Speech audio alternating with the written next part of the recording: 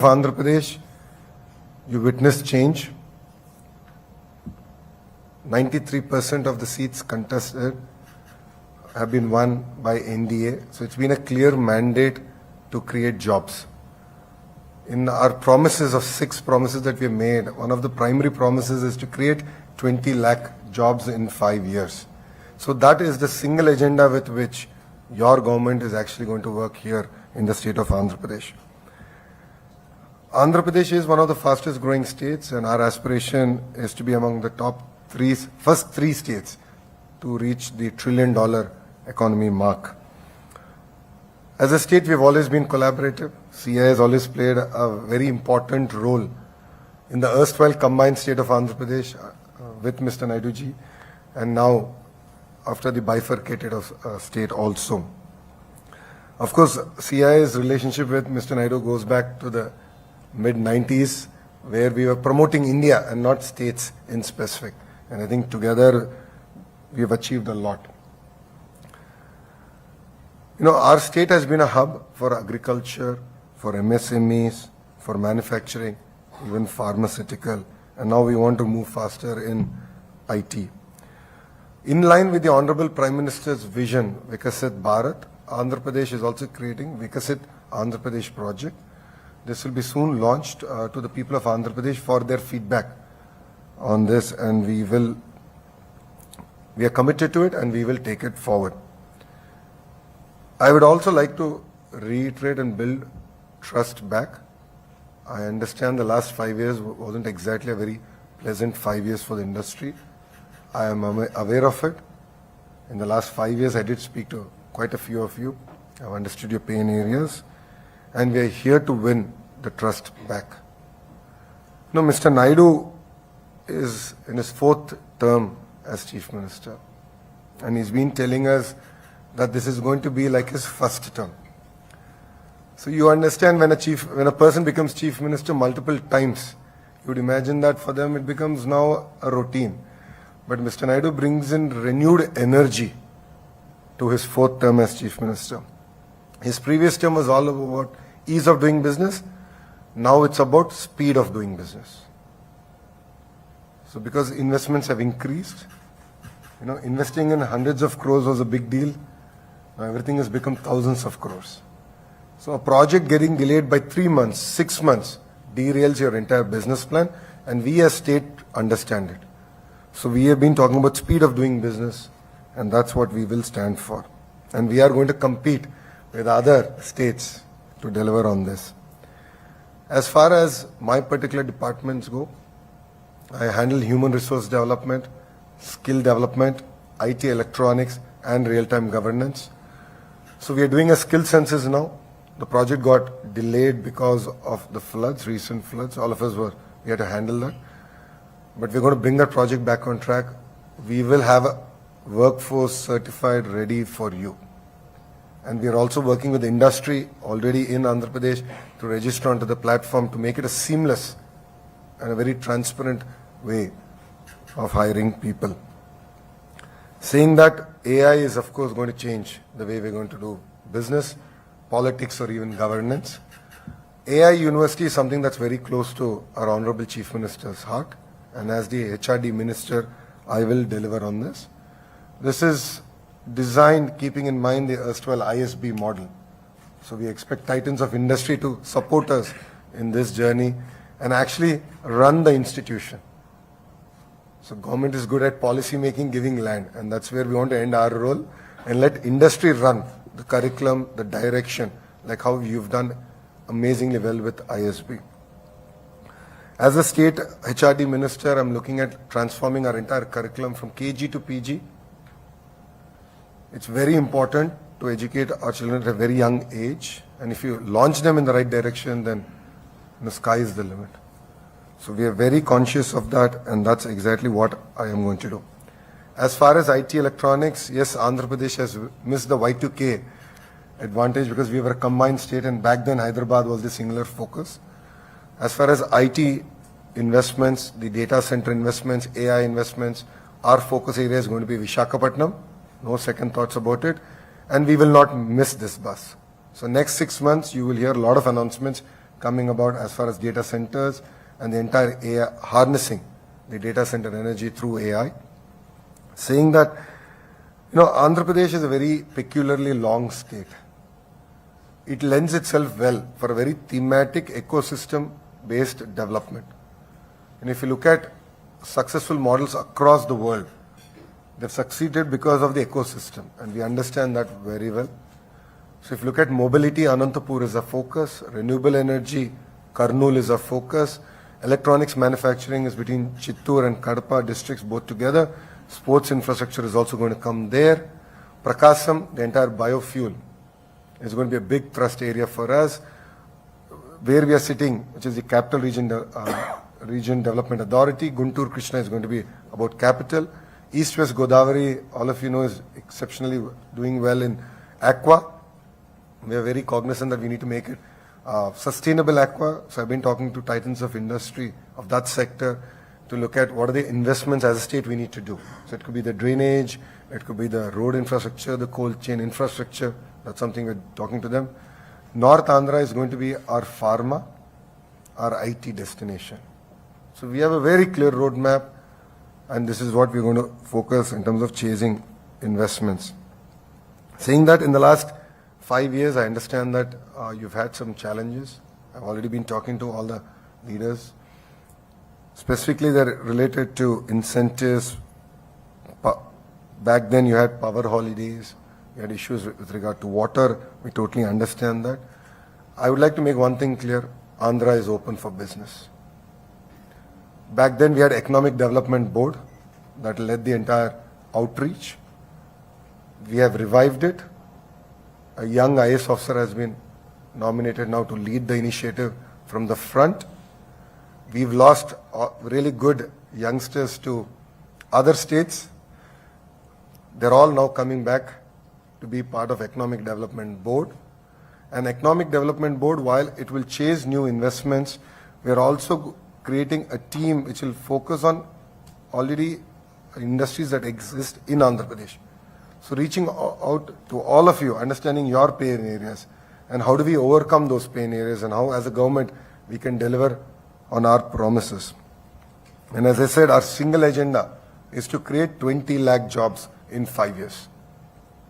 So we will do whatever is possible to deliver on that single promise. And this is part of our manifesto, and it's the first promise out of the 6 promises that we have made to the people of Andhra Pradesh. Mr. Naidu does not require any introduction. All of you understand. Mr. Naidu's governance does not require any introduction. All of you know it very well. But one thing I'd like to add, out of the 164 MLAs that won on NDA plank, out of 175, 88 of them are first-time MLAs. In the entire cabinet, 17 are first-time ministers. So it's funny that I'm actually a senior minister, though I'm very young. I'm only 41, but I'm actually a senior minister now in Mr. Naidu's cabinet. So the Honorable Chief Minister brings about that kind of fresh thoughts, fresh energy, renewed energy to drive Andhra Pradesh forward and in the right direction. We will compete with other states, no second thought. Incentives is one bit, but we will compete on the speed of doing business. So give us another 30 days. Economic Development Board will be in place. It will be the single port of call for all of you. And we will be sitting in front of your office, whether you like it or not. We will be knocking on all your doors, and we will not stop knocking till you commit investments to the state of Andhra Pradesh. Subtle pestering is, I think, the right word we're going to use.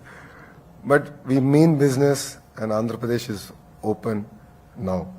So I'd like to thank the CI for giving me this opportunity to be part of this meeting. I know that the Chief Secretary also spoke and gave a broader vision about the state. And all of us are very clear, and all of us are working with a single agenda of creating jobs. And I think that's going to be very, very important, not only for Andhra Pradesh, but for us as a nation. If we don't handle this demographic dividend well, there are going to be serious repercussions socially. So all of us understand this very well, and we're very, very conscious of it. And as a state, we want to lead it from the front. As Mr. Naidu always does it, this time also we want to lead it from the front. And soon you will see a lot of announcements of using AI in governance. So anything that you want, any information that you want, any interaction with government, apart from EDB, would be a platform-based initiative. So it could be WhatsApp, it could be Telegram, iMessages, or even a government bot. Everything is going to be transparent. So we're going to power it with AI, and I'm particularly excited about that project, and we're going to deliver on that also soon. So I'd like to thank the CI for having me, and I'm normally told that I do much better with dialogue than monologue, so I would like to open up this, with your permission, Yes. open up this discussion and answer any questions that all of you might have. Thank you very much, and Jai Hind. Thank you, Honorable Minister. We truly appreciate the manifesto of the 20 lakh jobs, because I think that is most crucial to keep our youth engaged in the proper manner that they need to be engaged. Otherwise, we'll have a huge social issue. Your KG to PG curriculum change, we would like to we're really keen and interested to know how the curriculum change is going to happen, and if we can take it back to the other states in the southern region, that will be really nice. And you're always welcome to knock on all our doors. We are here to support you at CII, and also truly appreciate your focus on sustainability. I see that you have very small papers for your speech, and it's also cut into small pieces. Thank you so much for that, because all of us have to be environmentally conscious to take our world forward for the next generation of youth. So having said that, I'd like to first go with Mr. Thomas John Muthoot, who would like to ask you a few things. One concern area, Andhra predominantly was into agriculture, and there's a lot of the drive of economy was agri-based industries and agri. Now with the shift focus on other areas, how are you ensuring that agri still becomes the driver for economy? Because agri is also as important as all what you have just mentioned, and people shifting out of agri, will the agri get affected at some point of time? Again, the grassroots gets affected. Honorable CM, when he spoke to the National Council, he said that he lost 2 elections because of his thrust on growth, and at some point of time not taking feedbacks of the bottom. So how are you going to address this time? A very valid question. If you look at it in the 5 years between 14 and 19, agri was a great thrust area, and agri-allied grew at the fastest pace, predominantly driven even by aqua. Saying that, I actually did a Padyatra before the election, and I spent considerable time in Rayalaseema region. And as all of you know, Rayalaseema is known for mangoes. We are only second to UP. One of the stand that I've taken is we are growing our local variants, which is great. It adds a lot of value, but we should also grow variants that the world requires. So it could be the Japanese varietals, what Europe wants. So we have a clear mission in place. We have picked specific commodities that we want to specialize in, agri commodities that as a state we want to specialize in. This is part of the Vikasit Andhra Pradesh vision. We're going to back it with research centers. So like a great example of that is mango, dragon fruit, chiku, a banana. Andhra is already very big. We can do a lot more. And with the industry support, of course. Saying that there are also like dates is a big opportunity for us in the Rayalaseema region. So we're looking at specific commodities, going deep, backed with research, giving clear inputs to the farmer, and building that out. Bringing some digital into agri also. That's the next bit. So that's what brings me to the next bit, which is how do you make agriculture even sustainable? So Mr. Naidu has pioneered the zero budget natural farming. So there are 2 sides of the equation. One is you have to reduce the cost of inputs so that I can be competitive and sustainable. So that's something that we are also working. And then, of course, technology will play a role, not just from predicting market prices, but also understanding the possibility of any pest and how do I control. We've done this in the past under real-time governance. So we're bringing all that back, all the protocols back to that. With regards to feedback from the grassroots, I think we've always lost an election because of that, not because we didn't do work. And that's why our real-time governance is now being given to me. And in this government, in the real-time governance, one of the major things is also feedback. So we're going to take feedback from industry, feedback from citizens, feedback as a family, and look at things very holistically. So education, healthcare, and we have this model called the P4 model where, we want successful entrepreneurs to actually nurture families, nurture villages. And how do you pull people out of the cycle of poverty? Government is very good spender of public money. But then we need accountability to come in at a greater pace. And that's where I look forward to working with the industry in bringing that and hand-holding. And that's something that we intend to do. CMN, he addressed the National Council, spoke about the 4 Ps also involving people. So I think that's the 4P so model. we have been also propagating to our government saying involve people now. Well, if you look at it this time when we have the Chief Minister's travels, it's very open, very easy. His program is also very accessible, no barricades. So I think it's been a huge cultural shift compared to the last 5 years. But we are marching ahead in that, hopefully in the right direction. All the best. Thank you. So next I'd like to request Mr. Anil Epur to. I mean, having worked with the Honorable Chief Minister for many, many years, in the late 90s and early 2000s, I know you'll be very successful in what you're planning to do, and I'm glad to hear from what you have mentioned. But just a couple of just thoughts. One on, don't look at only India as for the models and all this. Please look at the world as to where are the successful models working there. I just mentioned to the Chief Secretary about the skilling thing there, how the German, Swiss, Austrian model of skilling is the right model for India. That is one. Second one, when you're talking about in agriculture and please look at the emerging trends. We're talking about mangoes and all this. This is the past. What are the new fruits? You talked about dragon fruit. That's the fruit. But there are a lot of things coming up like that. Yeah. So if somebody can go and see the supermarkets in the West, and you know what are the fruits coming there. And Ralsima is the ideal horticultural place. The dry weather makes perfect sweet fruit. So that could be the great. Same thing with aquaculture. We are not adding value to aquaculture. We are only giving the raw material out of the ponds. There's a huge scope to add value, especially accelerated freeze drying, etc., which can increase the returns to the farmers dramatically. So if you can look at what's happening in the world, and I mean, we took the Honorable Chief Minister on delegations to the US, UK, Malaysia, Singapore, and all this. And everywhere he went there, the people there were stunned by the questions he used to ask about what they're doing, how they're doing it, why they're doing it.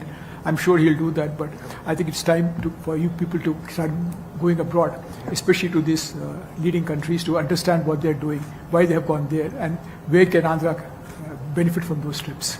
I just commend it to you and wish you all the very best. If you can just quickly answer that. If you look at it, mango is still mango. And the advantage is now you looked at Japanese varietals. So my question is, why can't we grow those?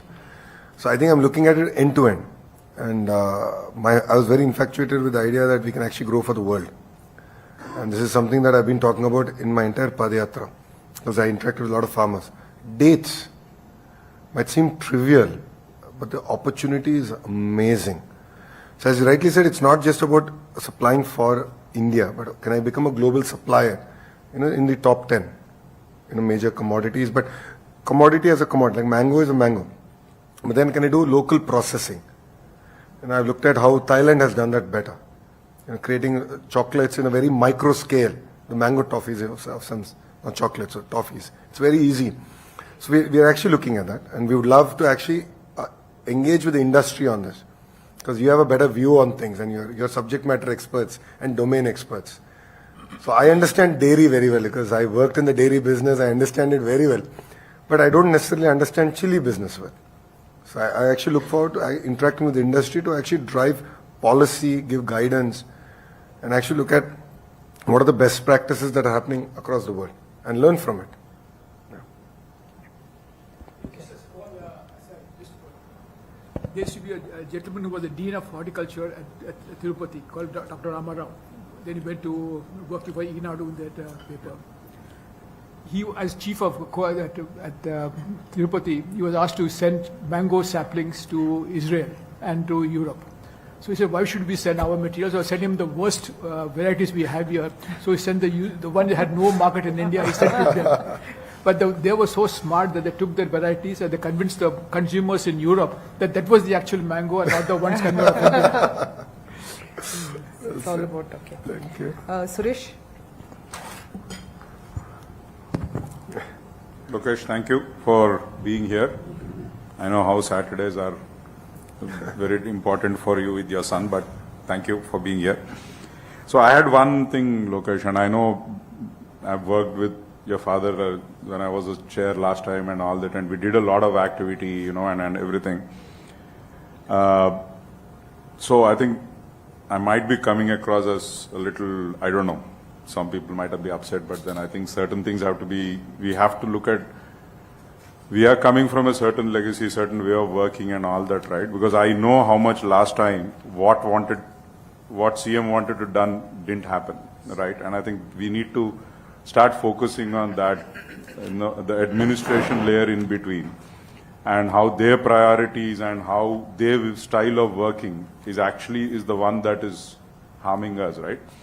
See, as businessmen, we will always be wanting, you know, it is our nature, and you are one too, so it's our nature to push the envelope, right? And we'll be asking a lot of time, and I agree, it's not always possible. But I think CII can play a moderating role in that and support you in wherever that is. But I think right now, we have no option, and we are very glad that we can forget last 5 years, right? So I think we don't need to harp on that. But we don't expect, with you, we expect the other side, right? So maybe it's right, wrong, but that's what it is. So I think that is one of the points I wanted to make, Lokesh, is that how do we, I think we need to work on that the interaction becomes, it doesn't mean we need your time every day, but, you know, at least at some point at certain, and the other ministries also have to be brought on board to work on that, right? Now, one thing, yes, I was a little unhappy you didn't mention poultry, but okay, we'll deal with that later. It's a 1 lakh crore business in this country and for India, and like you were saying, our effort has always been about feeding India, right? We have not been, like, unlike Aqua, where we are not exporting, right? But now there's a phenomenal opportunity, because Malaysia's production cost is 9 rupees, Thailand's production cost is 9 rupees, our production cost is 475, in spite of our feed being almost 50% costlier, right? So, but now it's 21 paisa to send eggs from Vizag to Malaysia, right? Or Singapore, you know, it's huge opportunities now. Even we didn't get present, we are only, so I think, so those things I think we need to work, you know, and do, how do we do that? Because that itself in 3 years could be $1 billion opportunity for us, right? And many things like that. I think one thing we all don't recognize is Sitafal is a fantastic export opportunity. It was selling for 10 pounds in London. 10 pounds of fruit, right? I mean, do we need 10 pounds for it? I mean, 1 pound of fruit, you can imagine the potential of that, right? I think, so these are some points I wanted to make, Lokesh, and we need to work on that. It's not as simple as what I'm saying, I get that. But I think that is the other point that needs to be worked on, because without working on that, Yep. all our dreams will be left, you know, I think that's also critical area that needs to be pushed now to, you know, that speed of business will not happen. So, thank you. Lokesh ji, before you respond, adding to what Suresh ji said, we have been asking and looking forward for the joint consultative meetings and forum, and that probably you should announce that today, because it's not happening, and somebody should be accountable for that, and you should get the report. Somebody should report to you, and unless this happens, we'll be talking, but ultimately, no, sometimes it's very, very difficult for us to reach out to you. We cannot trouble you every day because you are heading so many departments. So that vision of your department should percolate to the lowest point in the bureaucracy, and you should make comfortable. I think before we finish this meeting, please give an announcement that who is responsible, how frequently we do it. So sorry for pushing you to this, no, but it's very valid to point, yeah. make your vision a reality, industry and government should talk frequently. Take this input. If he gives a valued input from his, I think it will be a great opportunity for the government for the industry, for the farmers, for the people. So I think probably in the consultative meetings, we can ask the other state people also to come and join if they are interested in that particular field. So thank you. So we have, yes. Quickly, just to respond, I think it's a very valid point. See, we've had challenges, no second thought. I mean, we just completed our first 100 days. So Economic Development Board reviving it because it moved to industries from GAD. So we're bringing it back to General Administration Department because you understand today businesses cut across ministries. And then we don't expect businessmen to run to each minister or ministry to get things done. So single port of call will be the Economic Development Board. And the CEO just came in place 10 days back. So we're building the entire team under it. So there's not going to be a different promoting board for IT or electronics. I offered that I'll actually wind it up and we're going to do it with EDB. Like energy is a huge sector. But then, and then data centers is another big sector. But when investors come and look at me, they say, I want to do the data center bit with renewable energy. So who do I talk to? So I can't expect them to talk to the IT minister and the energy minister. It's not going to work. Economic Development Board. So that layer is setting up. Give us 30 days, we're going to get done. As far as the joint consultative meeting, I would ask you for your dates. So you tell which dates, the entire team will be ready for you. So as simple as that. It could be the ministers or the secretaries. Please announce a date. We will all be available for you. No second thoughts about it. So before the meeting ends, please give me the date and we will deliver on it. We will deliver on it. Minister, actually it's a forum. It's called the Joint Consultative Forum. So this is a forum where we have, it's like a very formal entity where the government and the secretaries of various departments. Now in this case, if it's the Economic Development Board, it's very easy. It's a one-stop shop for us. And the leadership at CII, they come for some frequent meetings, whatever is convenient for both sides. And this is actually working very well in Kerala. The Kerala chairman is here. He will actually be speaking later, state chairman. And it's been working for the past, I think, how many years? It's more than 11 years, Minister. So what happens is it's a notified forum in a GO. So it is a formal meeting which is convened in Kerala at least. It's a formal meeting chaired by the Chief Secretary with 10 secretaries to 12 secretaries relevant to industry on one side and 10 to 15 industry members cutting across all sectors. So they meet on a frequent basis, which is preset, and discuss what communication, what industry wants to tell to the government wants to tell to the industry. It's in a very closed format, it's been discussed, and it has worked out really well. It's a structured meeting with minutes and the follow-up and all. Yes. ATR report and all. It started and what's in the frequency? once in 2 months. Okay.